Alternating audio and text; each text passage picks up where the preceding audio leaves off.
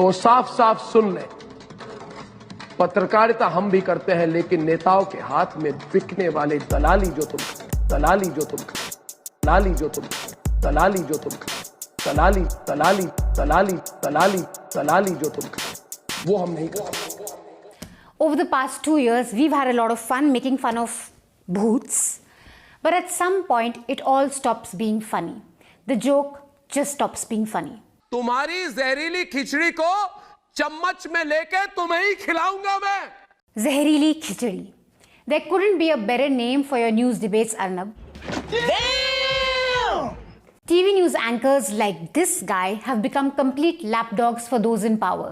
They militate against the very idea of journalism, which is to be the voice of the weakest, most powerless sections of society. This week, on September 29, a 19-year-old Dalit girl died. Let's call her Asha. Asha had been battling for life for 2 weeks after she was abducted, gang raped, and left to die in the fields of Hathras in Uttar Pradesh. Imagine what primetime news anchors were discussing on the day she lost her daughter. मुझे 302 का case चाहिए, 302 का। 302 है अर्नब, हलवा नहीं है जो but रहा है। पत्रकारिता छोड़ो, इनको आता ही नहीं। Shame on you, Anjana, as a journalist and as a woman. Next up, RSS. Remember, by the time he aired his show, we knew that Asha had died. Viewers, the day's biggest headline today comes out of the Sushant Singh Rajput case. Actually, no. The day's biggest headline was a young girl's life being snuffed out at a hospital in Delhi because she was denied timely medical care and justice. But go on. 107 days after his mysterious death, the forensic panel of the prestigious All India Medical Sciences Institute has not ruled out homicide. So, the biggest headline is that something has not been ruled out, but it hasn't been conclusively proved either. RSS, this is a bit like saying neurologists have not yet ruled out whether this man is brain dead. Even though no one has bothered checking yet, but it cannot be ruled out unless you are checked. So, in Times Now's tradition, I assume it's a sensible story to pursue. Breaking news, viewers! Neurologists have not yet ruled out that RSS is functioning without a brain. By the way, RSS, before you start Googling what a neurologist is, it's someone who studies the brain, the spine and the nervous system. I'll wait for expert opinion on brain and nervous system. Spine का मैं खुद बता सकती हूँ. You don't have one.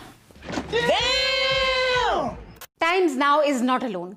चलो इस निकम्मी classroom की अटेंडेंस ले लेते हैं. दीपक चौरसिया. Present ma'am. क्या सुशांत कंगना को इंसाफ मिलने का वक्त आ गया है? अमीश देवगन. Present ma'am. ये देश में भ्रम, झूठ लगातार फैलाते हैं, शिकस्त खाते हैं, लेकिन अपना एजेंडा नहीं छोड़ते। Is he doing a debate on himself? No, on the opposition. Why am I not surprised? आखिरकार मोदी से नफरत, क्या यही है विरोध की सियासत? कि हर बात में आप सियासत करेंगे, हर बात में आप विरोध करेंगे, क्योंकि नफरत एक इंसान से है और इस तरह बेइंतहा नफरत है कि 2014 से 2020 आ गया, लेकिन ये नफरत बढ़ती जा रही है। रूबिका लियाकत. Present ma'am. आज बड़ा खुलासा होने वाला है। शुरुआत इस बड़ी और एक्सक्लूसिव खबर से करनी है। ब्रेकिंग न्यूज ये है क्या है कि बॉलीवुड के 3 नामी गिरामी सुपरस्टार्स को एनसीबी की तरफ से समन भेजा जा सकता है।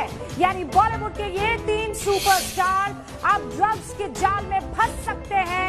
वाओ, बड़ी ब्रेकिंग न्यूज है कि बॉलीवुड के किसी एक्टर को बुलाया जा सकता है। वहां किसी की मौत हो चुकी है, लेकिन बड़ी खबर है कि पूछताछ के लिए बुलाया जा सकता है। ये तो वही बात हो गई कि रूबिका लियाकत पत्रकारिता कर सकती है। जब करेगी तब बताना। आगे बढ़ो। SRA,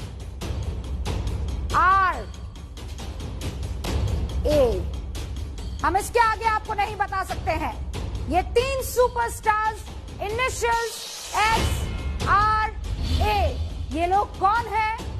अभी इस नाम का खुलासा हम नहीं करने वाले हैं, लेकिन इन तीनों को समन जाने वाला है एनसीबी की तरफ से, ये पक्की खबर है। WTF, ये 3 इनिशियल्स हैं, इससे ज्यादा हम आपको कुछ नहीं बोल सकते, लेकिन पक्की खबर है कि रूबिका ये आपकी पत्रकारिता का सिग्नेचर है। WTF। Remember her shedding crocodile tears during the Hyderabad rape case? मुझे गुस्सा आता है। After these guys got done with their nightly distractions, I'm pretty sure they went back home to a sound, peaceful sleep. A day after Asha lost her life and her parents were denied basic humanity of carrying out the last rites, guess what Arnav was debating? मस्जिद के ढांचे के गिराए जाने के पीछे कोई भी साजिश नहीं थी। लोगों ने भावुक होकर विवादित ढांचे को तोड़ दिया और सारा भारत आज कह रहा है एक आवाज में, जय Shri Ram. At some point, the joke stops being funny. Arnab spent 1 hour on Poochta Hai Bharat on this. सारे लोग कहेंगे जय श्री राम, इनको सन्मति दे भगवान, जय श्री राम, सबको सन्मति दे भगवान। Yeah, Arnab, it's not Jai Shri Ram, सबको सन्मति दे भगवान.